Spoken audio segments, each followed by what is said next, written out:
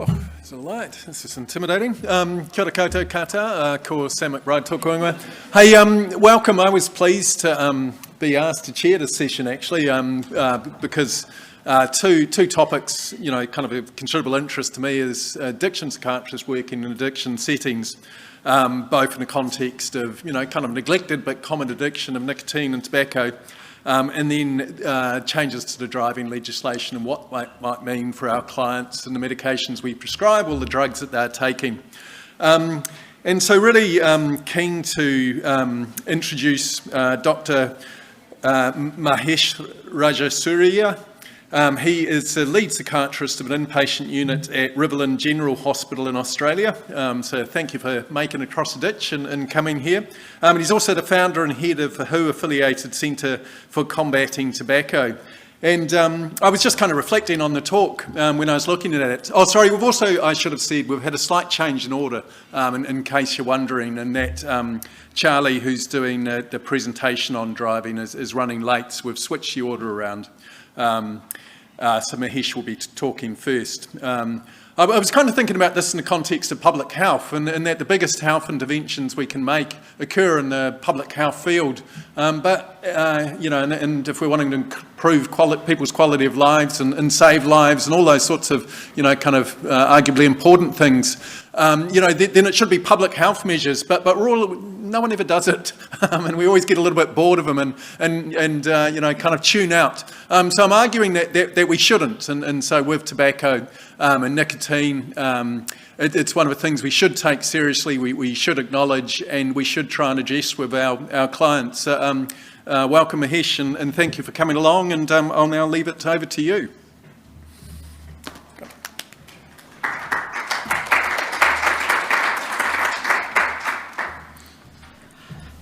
Thank you, Sam. And let me bring greetings from Sri Lanka in the two languages spoken there, Sinhala and Tamil. Ayubowan, Vanakkam.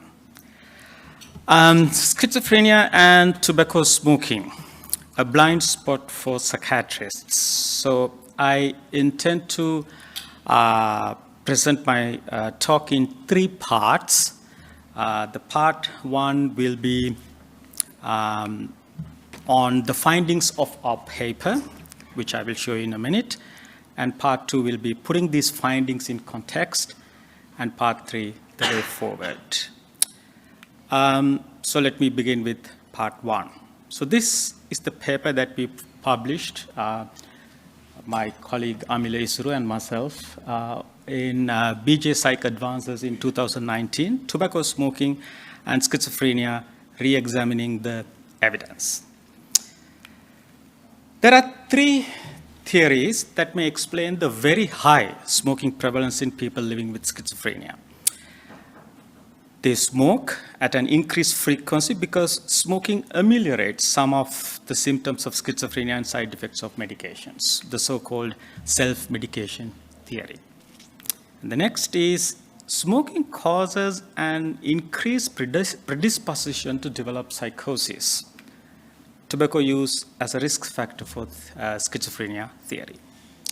And the last is common genetic risk factors make some individuals more vulnerable in developing schizophrenia and nicotine dependence, which is called we call it the shared genetic risk theory. So we wanted to critically review these three theories by looking at the underlying evidence. Right. So first, self-medication theory. Now, which basically suggests that nicotine helps to ameliorate or reduce some of the abnormalities, deficiencies, impairments seen in schizophrenia.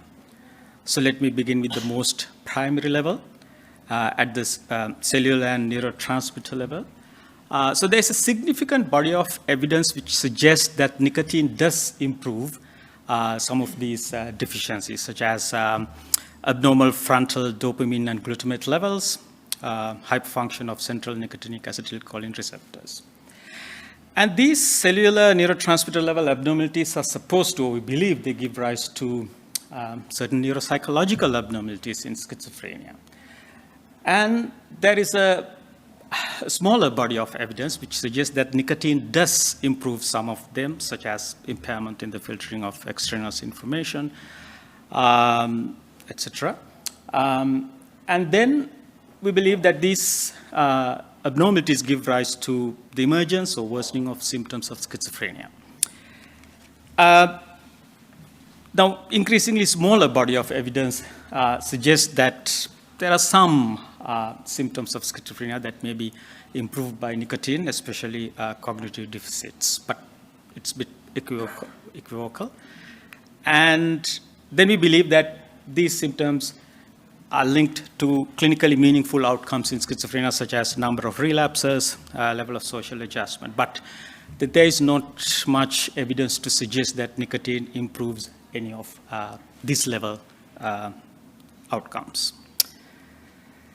If I put the weight of evidence into the weight of the arrows, it would look like this. Ideally, the last arrow should basically disappear. So we looked at the overall evidence base related to these claims, and we found out that tobacco smoking is clearly associated with more severe positive and negative symptoms, deterioration of thought disorder. Patients end up receiving higher doses of antipsychotics, having more frequent relapses, more frequent hospital admissions, and poorer social adjustment. That's what really happens. That's the reality. So that's self-medication theory. Then we looked at tobacco use as a risk factor for schizophrenia theory by checking mainly the Bradford-Hill criteria of causation, and also looking at contribution from maternal smoking, and also looking for a biological explanation. So these are the, I don't know what happened to that slide. There are some issues with graphics, it seems. Sorry.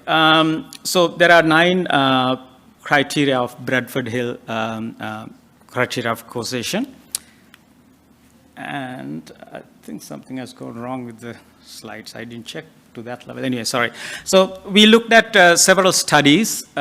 So one study, this study you don't see, is from Israel, looking at 14,000 plus young people and following them up. These are obviously observational studies, what tobacco smoking does for the incidence of schizophrenia, and some case control studies. And there was another one which you can see from Sweden, which looked at 1.6 million young people over many years, and many more studies we looked at. So what we found is that 5 out of the 9 Bradford-Hill criteria of causation are fulfilled by this hypothesis of schizophrenia probably causes schizophrenia. So what are these criteria? The strength of association.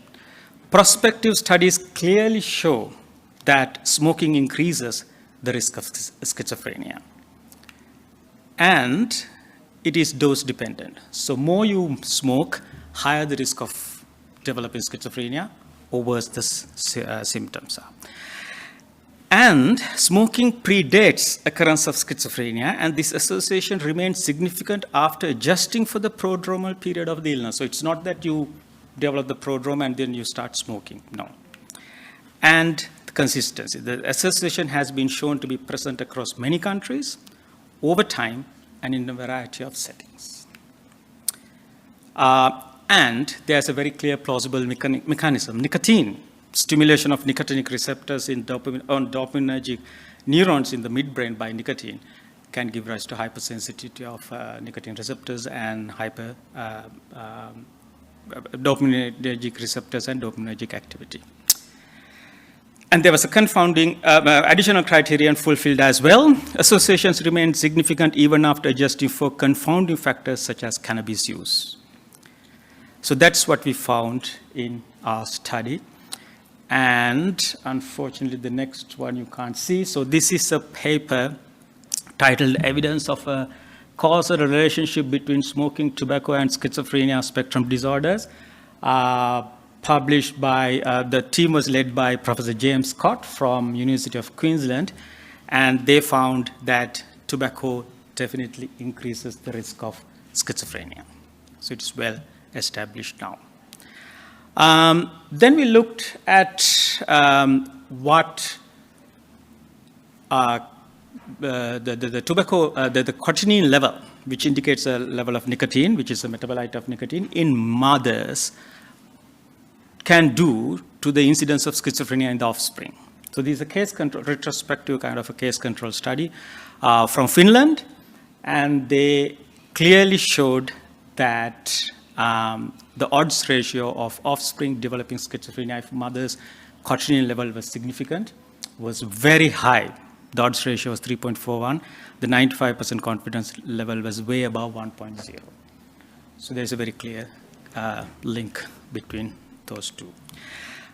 Right. Now on to the shared genetic risk theory. Do you know that tobacco smoking prevalence is higher in the first degree relatives of schizophrenia? So there is something going on.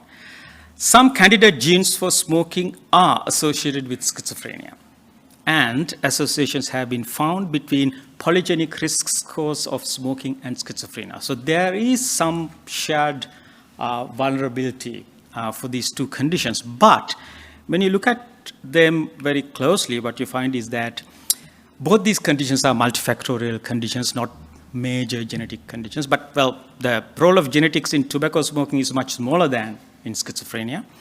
And role of psychosocial, cultural, and availability factors play a huge role in schizophrenia. And the evidence is equivocal in supporting shared genetic risk. Probably there is something there, but it's not big enough to explain the very high prevalence of tobacco smoking among people living with schizophrenia. And we concluded that existing evidence does not support the widely held self-medication theory, which we all believe in the back of our minds. The tobacco use as a risk factor theory is well substantiated by evidence and fulfills many Bradford Hill criteria, unlike the other two hypotheses. This theory unveils new possibilities for psychiatrists to reduce smoking prevalence among their patients, and Sam, as you suggested, while potentially contributing to the primary prevention of schizophrenia. So that's the end of the first part, and let's move on to the second part, putting these findings into context. Right. Nearly 90% of adults with schizophrenia said they smoke cigarettes in US. And the figures for Australia is between 60 and 73%.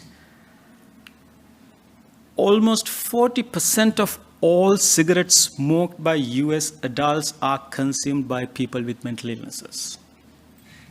Can you believe that? Now, all these big companies making billions of dollars, Philip Morris International's worth is $175 billion US dollars, and they made $35 billion US dollars in 2023 from cigarette sales, and 40% of that came from people with mental illnesses. Right, let me bring you to a previous slide that I showed you. You remember this part, impairment in the filtering of extraneous information. So there was evidence to say that nicotine does help with some abnormalities in schizophrenia. Where did this evidence come from? So let me show you one research paper. The role of mesolimbic dopaminergic and retrohippocampal afferents to the nucleus accumbens in latent inhibition, implications for schizophrenia, are published in 1995. And if you read to the end, on the last page, you see this.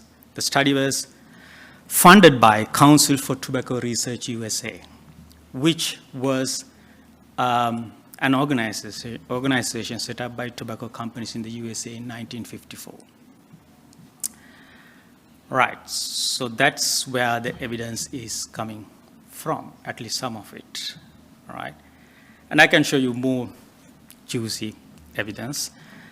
So this is an a secret internal document of Philip Morris International. Let me enlarge it for you. Application to Philip Morris USA for research funding. Over the last 6 years, Philip Morris USA Incorporated have provided 3 research grants to Dr. G.L. Mangan to investigate various relationships between psychological variables and nicotine and smoking behavior. And I'm going to now show you a letter written by Dr. G.L. Mangan to Philip Morris. Let me enlarge that. To Philip Morris from Dr. Gordon Mangan. Completion of Philip Morris Research Program at the University of Auckland. And I want to remember this logo, Auckland Uni Services Limited. We will talk about that in a minute. So this is a 5-page letter listing lots of papers that they had published and they were going to publish in relation to tobacco smoking and mental health. So I'm enlarging one page of that letter. Look at the top. Papers expected to be completed after 31st October 1995. P50 condition inhibition and nicotine. Rings a bell? Impairment in the filtering of extraneous information, and there was evidence that deficits in pre-pulse inhibition and suppression of P50 work potential was playing a role, and here where the evidence is coming from. These are the papers published by Dr. Mangan and his colleagues. And all this came from Project Cosmic.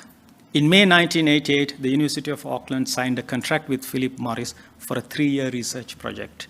2 key objectives of Project Cosmic were to generate evidence to suggest that smoking has benefits such as nicotine enhances psychological comfort and mental and psychomotor performance.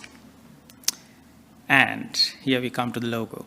The project was renewed through the University of Auckland company, Uni Services, in 1990, 1992, 1994, with a total funding of at least $790,000 in 1990. Big figure, probably it was more than that. Right. And what more is tobacco industry doing? Let me take you to the website of the Centers for Disease Control and Prevention in the US and what they say about tobacco industry and mental health. People living with a mental illness are targets of aggressive commercial tobacco marketing, such as more tobacco outlets, more tobacco advertisements targeting people living with a mental illness in a disadvantaged area of a city, etc. And this is one example of such an advertisement. Schizophrenic. Right, back to CDC website. The most common causes of death among people with mental illnesses are heart disease, cancer, and lung disease, which can all be caused by smoking. People with mental health conditions who smoke cigarettes have 2 times the risk of premature death than people with mental health conditions who do not smoke. Tobacco industry has funded research to support the idea that people with schizophrenia could not develop lung cancer in 1950s and 60s, and that people with mental health conditions need cigarettes to treat their symptoms, the so-called self-medication theory, which may affect mental health providers' our willingness to offer smoking cessation treatment to patients. Tobacco industry lobbyists have campaigned against smoke-free policies in psychiatric hospitals. And let me quote from a University of California, San Francisco report. Psychiatrists were less likely to ask about smoking status, to advise patients who smoke to quit, or to assess patient willingness to quit than other physicians. And on that graph, you can see the comparison between the psychiatrists in blue and family physicians in red. And if you read this report, you will find that we were worse than even obstetricians. Some of the differences may be related to the fact that psychiatrists are more likely to report that patients have more immediate problems to address. Smoke breaks, still from the same report, smoke breaks for staff and patients have become an entitlement, deserved and protected. This is mostly about the inpatient unit. And one of the only times consumers can practice relating to each other and staff in a normalized way. When, what, and how much to smoke are often the only choices consumers make as people served in inpatient environments, reinforcing cigarette use by virtue of the autonomy it appears to allow. More troubling, cigarettes are used as positive, negative reinforcement by staff to control consumer behavior. So, my friends, we have a blind spot as psychiatrists to the fact that tobacco cessation can and should be a key component of treatment planning, inpatient or outpatient, because mental health setting provides a safe and timely opportunity to help patients quit. And definitely it's a public health issue. So that's the end of part 2, putting these findings into context. The last bit, the way forward.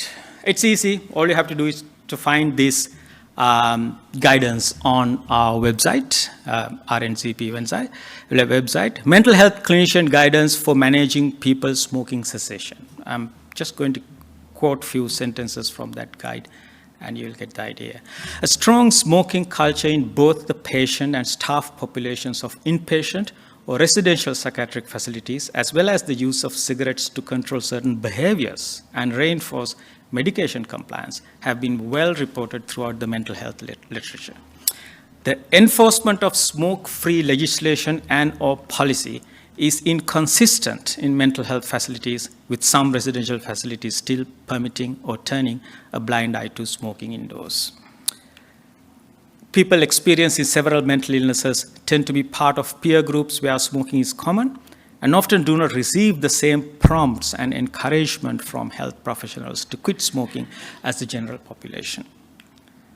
Despite positive results from public health interventions, for the general population who smoke tobacco, people with mental illnesses are more likely to die from smoking-related illnesses than their mental health condition, may be more disproportionately impacted by public health measures and are exempt or excluded from specific interventions that reduce the impact and effects of smoking.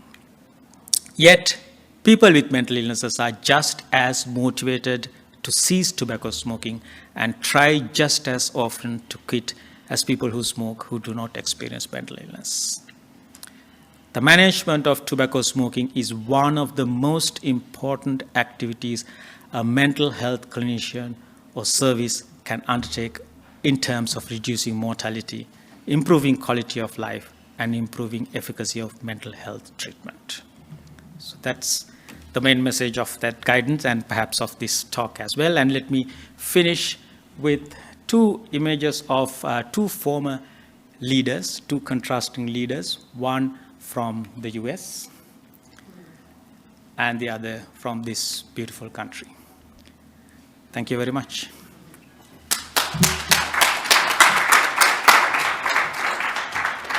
Hey, the way to sessions, a couple of things. Can I just get you to stay there, Mahesh? I mean, normally it's common as the chair, you have to make a nice remark after someone's talk, and often it's a bit of a platitude, but I just want to just kind of acknowledge your talk. It was fantastic. It deserved more status than it's been given at the moment.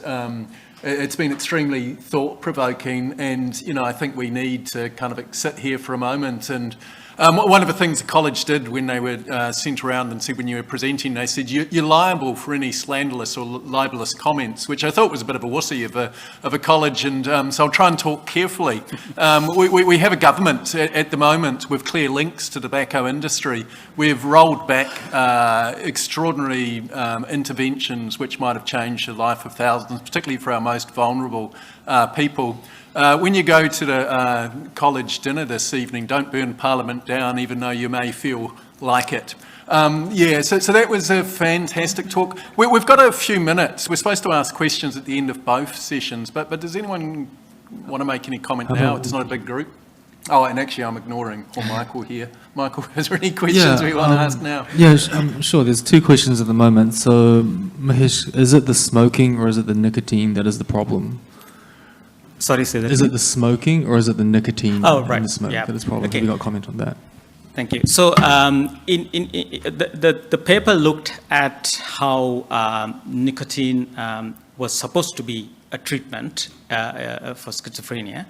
But when it comes to what really is happening here, nicotine is only part of the problem when you are thinking of schizophrenia, which is the main topic of our paper. So yes, with schizophrenia, it's mainly nicotine, if it is causing schizophrenia. But when you look at the total picture, it is the impact of the total tobacco smoking health harms and our ignorance of that. It's not only nicotine, the bigger picture. So is that to say there are other substances in smoking that is contributing to? So far, the evidence suggests about the theory of tobacco smoking causing schizophrenia, it's mainly nicotine that we are looking at. But now, for an example, there are polyaromatic hydrocarbons in tobacco smoke, which causes the antipsychotics to be metabolized faster. So you have lower doses, lower levels of antipsychotics in your system when you're smoking, and you stop, you have higher doses, and you have more EPSC, and you think because you stop smoking, you have problems. So there are other issues other than tobacco causing schizophrenia that other compounds in tobacco smoking is creating. Oh, cool, thank you. So that sort of leads on to the next question. What is your view on smoking in inpatient units? There's a comment here saying that we have a very pervasive culture of accepting smoking and bribing with cigarettes. Yeah. So.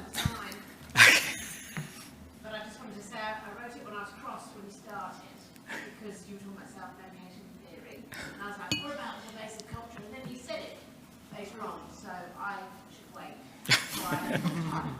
But it was such a good, it was just really to make that point, the points that you made in the paper, which is, it's not necessarily a choice, it's a pervasive culture, it's something that we can do something about. When we talked about the Equalwell collaborative when we went out 10 years ago, the biggest